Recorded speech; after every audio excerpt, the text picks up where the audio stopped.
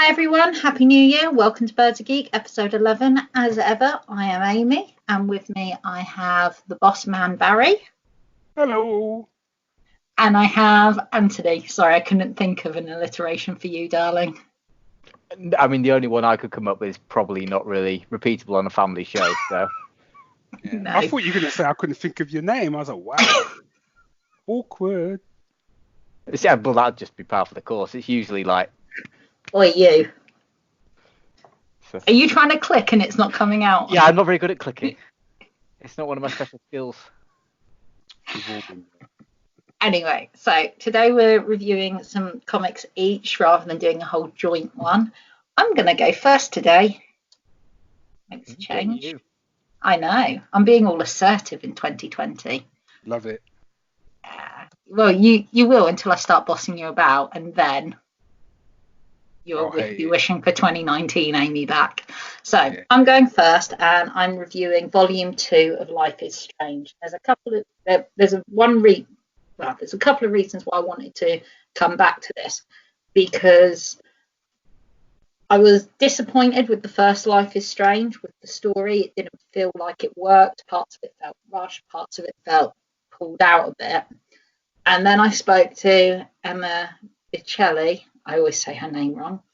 And me and her spoke about it a lot. And she spoke about like what she was planning with the story and some things that I wasn't aware of. And I thought, that sounds quite cool. I want to read a bit more. So when the second volume came out, I wanted to read it just to see how the story progressed and whether it kind of met my expectations of what I was hoping for. That first review, by the way, was in episode 6. Episode 6. Cool. So about 6-7 months ago. So yeah, so I really wanted to just give it another chance, because I always give things a second chance and a third chance. Nah. That's why I'm still here. Oh, darling, you're on more than your third chance. Anyway. Awkward. So, the second volume is called Waves, and it's still written by Emma. Artwork is still by Claudia Leonardi. Colours are still by Andrea Izzo. Letters are still Richard Starkings and Comicraft and Jimmy Betancourt. So all the creative team have stayed, which is fantastic because I love the art and the colours and the style. And the story takes place literally, it's not directly afterwards. It's set in 2016, so I think it's 2 years after the first story. And it's in the universe that she ended up moving to, where Chloe and Rachel are both alive and together, and they're together in this timeline. So Max is a bit of a third wheel with them. And in it, they introduce a new character called Tristan, and there is some interesting things about Tristan that are similar to Max, but not the same as Max. I don't want to spoil what's special about him, but he was a completely different character to the rest of them. And so that was nice. And there's some other characters from the other timelines that come in at various places. And I preferred this story a lot more to Dust, which is the original one. You're not in Arcadia Bay at all. It's all set in Santa Monica. And I liked the storyline a lot more. I didn't see where things were going until it happened. And then it made sense on why things were happening the way they were. And there's a really good bit where Max kind of uses her time powers. And I thought, oh, my dyslexia is playing up. I've just read these panels. And then remembered about Max's powers. And then things started changing. It's like, no, I haven't just read these panels. This progresses on. So it was really, really enjoyable, and it makes me want to read volume 3 because I believe that's coming out soon. The story felt a lot more, not contained, but it felt like a complete storyline, and the pacing was perfect for it. There was points where it picked up and then it calmed back down again for like the end of it, and it reformatted where everyone stood with each other. I also like the fact of the reference of the fact that time had moved on, because there was a massive social media, and like Instagrammers and smartphones plays more of a role in it. And there's a little bit of commentary on the whole YouTubers and Instagram celebrities, in bunny commas, that played out. So I really, really liked it, and I liked the story. And I think if you were someone who liked the first volume of Life is Strange but wasn't 100% sure, like I was, I would say definitely give volume 2 a go, because it actually dealt with a lot of the issues that I had regarding the story, and it was enjoyable, and it didn't rely too much on Max's powers, and instead it kind of pushes more towards the characters, which I like, because I love Chloe as a character, I love Max as a character, and it was nice seeing more of Rachel, because it's a character I didn't know as much about, but knew some because of the previous stuff. Cool. Excelente, as people would say if they weren't me. No, only you say excelente like that. So you couldn't jump in with this volume, could you? You'd need to... You kind of could, because they have a previously in Life is Strange, where it kind of hits all the points, so that you can get a rough overview. I'd say it helps if you've played the game, just because it gives you a better understanding about who the characters are. Yeah. But you could jump in there because it's got the previously, and I think it kind of stands by itself quite well. Cool. Okay. Who's up next? I can go if you want, B, or do you want to? No, you go. I can round it up. I'll be brief with mine, so ish. Mine should be relatively briefish as well, because I'm doing a single issue. Okay. And it is a comic which was released today as we record. So we're recording on the 8th of January. So by the time this is out, by the time I've actually got my finger into gear and edited it, it will have been out for a few days probably. And it is Doctor Who, the 13th Doctor, Year 2, Issue 1. So Titan do this with their Doctor Who sort of range. They group almost like three trade collections, so sort of like a year's worth of comics become a year's sequence, and after that it's almost like it doesn't reset, but they always try and make a jumping on point every year, so that new viewers, when a new series comes out, new viewers could potentially come in and join the comic at that point without losing anything. And I know that kind of works because I've read the first 2 volumes of the 13th Doctor Year 1, which I picked up from Enrica when we were at Thought Bumblebee. But I've not read the 3rd volume yet, and I've not read the Christmas sort of specials issues either. Yeah. And there was definitely, I didn't feel like I'd missed anything from not having read that last bit, other than the change in art team. So jumping straight in, this is issue 1, the 13th Doctor Year 2. It's written by Jody Houser. The art is Roberta Ingranata. Colours are by Enrica Angiolini, with flats by Shari Chankhamma. And then the lettering is Richard Starkings and Comicraft's Sarah Hendricks. So this issue, there'll be sort of a few spoilers, nothing too major, because it's kind of been in all the press release anyway. It's actually... Certainly this first arc is a crossover between the 13th Doctor and the 10th Doctor. And essentially the issue opens with the 13th Doctor taking her fam, as she calls Yaz, Ryan and Graham, to Woodstock in 1969. But the TARDIS, being the TARDIS, takes them slightly off course, and they wind up in London in 1969, where, as the Doctor remembers, she was stranded without the TARDIS during the episode Blink. So this first arc is very much it is a Weeping Angel story, and certainly this first issue, the 13th Doctor is very keen to not interact with the 10th Doctor at all. So she sends her companions off to follow the 10th Doctor, see what he's doing, and she goes and meets Martha and interacts with her because she knows obviously Martha won't recognize her and stuff. So she's trying to at the moment trying to keep a distance and so on and so forth. She suspects there's something going on, which is why the TARDIS is brought her here, that's involved with her previous visit with Martha. And that's kind of where we get to for the most part. We see the 10th Doctor's got his own little investigation going on.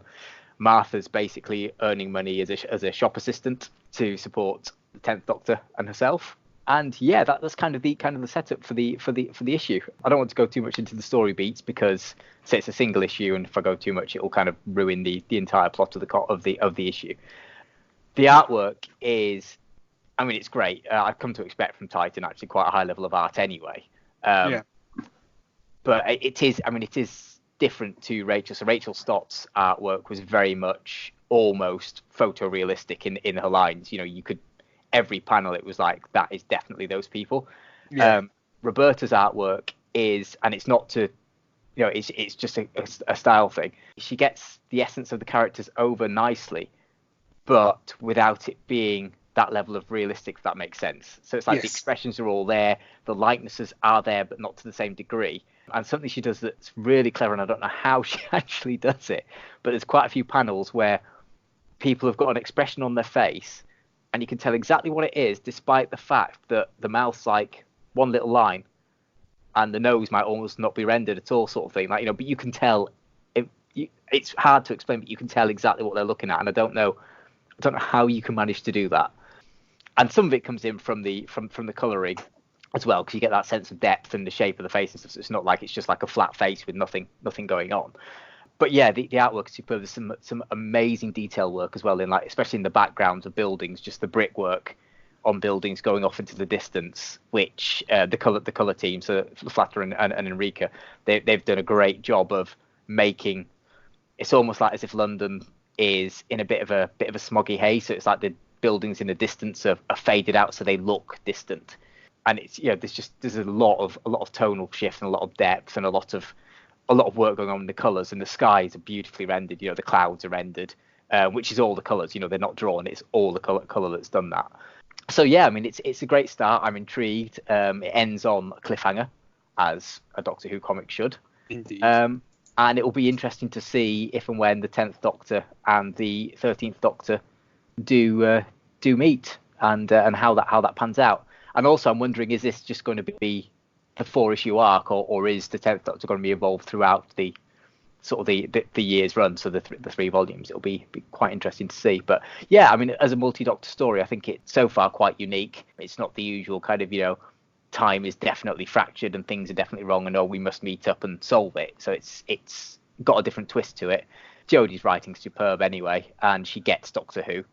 And she gets the voices of everyone she's writing, whether that's the 13th Doctor, Graham, Yaz, Ryan, or the 10th Doctor, Martha, you know, or her own individual characters. They've all got their own voice. But yeah, it's great. It's a lovely issue. Some great art, some lovely perspective shots, beautifully detailed stuff, a good plot, and yeah, I'm excited to see what's coming next. Cool. I think I've read volume 3 because I think I noticed a change in the art, and I think what you were saying about the expression and stuff, yeah, that was what I sort of took away from it, and it was a really good story as well.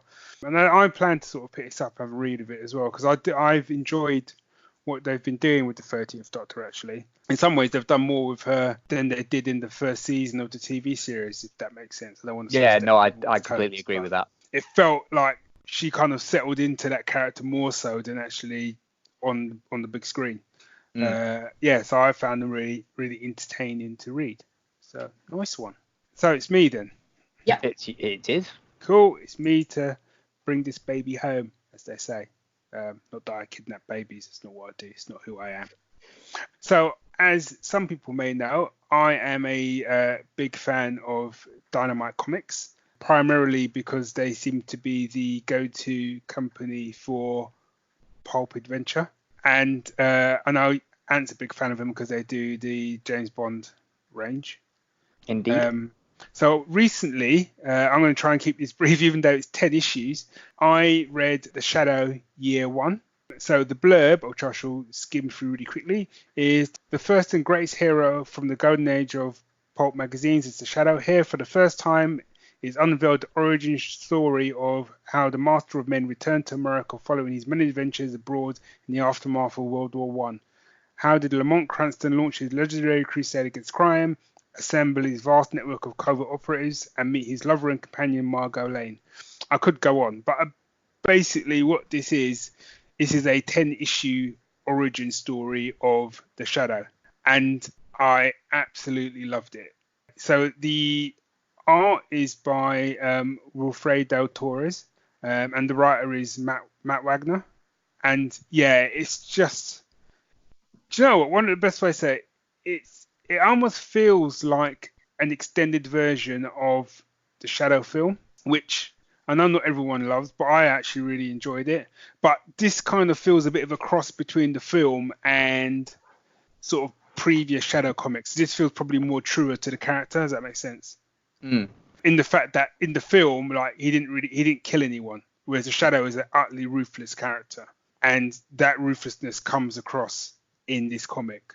So he's gunning down folks left, right, and center, and the art is just glorious. It's just lovely. Really good story. The way they do his origin as well, it's actually a story within, it's actually an origin within a story, if that makes sense. So you've kind of got two origin stories going side by side. So you've kind of got the Shadow, or Lamont Cranston, sort of developing his persona, a little bit like what they did with Year 1 with Batman.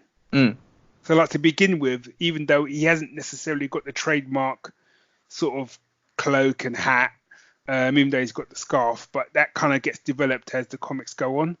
But there's another sort of origin which is being dug up by a reporter. He's kind of looking into him, which kind of fills in the backstory of how Lamont got to that stage. And yeah, so it's just, yeah, it's a really clever story. It's done really well. And the only thing I think some people might struggle with, I think Amy might struggle with, is some of the way they do Margot Lane, who is like his, as it says, becomes his lover and companion. Yeah, she's I don't know, she's a bit, I liked her, but they basically kind of make her out to be that she's a bit of a like out for herself with men and stuff like that before she meets him, and she's very much in awe of him, and I don't know, that might not go down as well in this day and age, even though obviously this is a comic about characters which are set in the 30s and stuff, so it is a different time. It's of its time. That's the thing, it's a period piece, and it's and it very much they stick to the style of the period. Yeah, and it reflects it, and she is like, in her own way, has her own agency within the story, you know, within the character, within that time. She's very much her own woman, and so it's kind of like how she sees him as well and stuff like that, and you know, and their sort of relationship. And yeah, it's a really good comic. I really enjoyed it. Like I said, it's 10 issues as well, and if you've got, it's my weekly plug, if you've got Amazon Prime, that means you get Kindle Unlimited, and this is on Kindle Unlimited, so effectively it's free if you've got Amazon Prime. So that's how I got this, and it's well worth it, especially if you love the Shadow and you love pulp adventure. Jobs are good. And Cool. That's all three of us done, isn't it? Yes, it is. So I'll say thank you everyone for listening. We will see you again soon. It'll probably be a joint review because that's the way we tend to do things. But if you want to comment or contribute, then find us on Twitter or other places. Barry, you know all the social media stuff. You can find us on Twitter. Obviously, Birds of Geek doesn't. You don't have your own Twitter, do you? Well, Not we don't anymore. have our own Twitter. No. I can resurrect the original Birds of Geek Twitter. I just need... Actually, is there a Birds of Geek Twitter? I don't know if there is Birds of Geek Twitter because... Twitter wasn't a thing, was it? I don't know if Twitter was a thing. One second. There might not be a Birds of Geek Twitter, but we can make it happen. Yeah, and something tells me, given the fact there's a Birds of Geek film coming out, fairly confident that that's going to be gone Well, now. there's Birds of Prey coming out. Oh, Birds of Prey. So There's not a Birds of Geek. Sorry. Well, say that. You're not be telling the epic story of me and my. No, there is a Birds of Geek Twitter. To podcasters. It's even got the original logo. Boom. 2012 was the last time one of us tweeted. I just need to try and remember the password. There you go. So, if Amy remembers the password, then you can get in contact via the Birds of Geek Twitter. I mean, you still at Birds of Geek. Just don't expect a reply. Yeah. Or obviously you can send an email to Geek Syndicate. So that will still reach us, which is the geeks@geeksyndicate.co.uk. And come on the Geek Syndicate Facebook page or Facebook group even, which is a private group, but just knock on the door and we'll let you in. And you can talk all things Birds of Geek and comics there. Thank you, everyone, and bye. Cheerio. Bye all.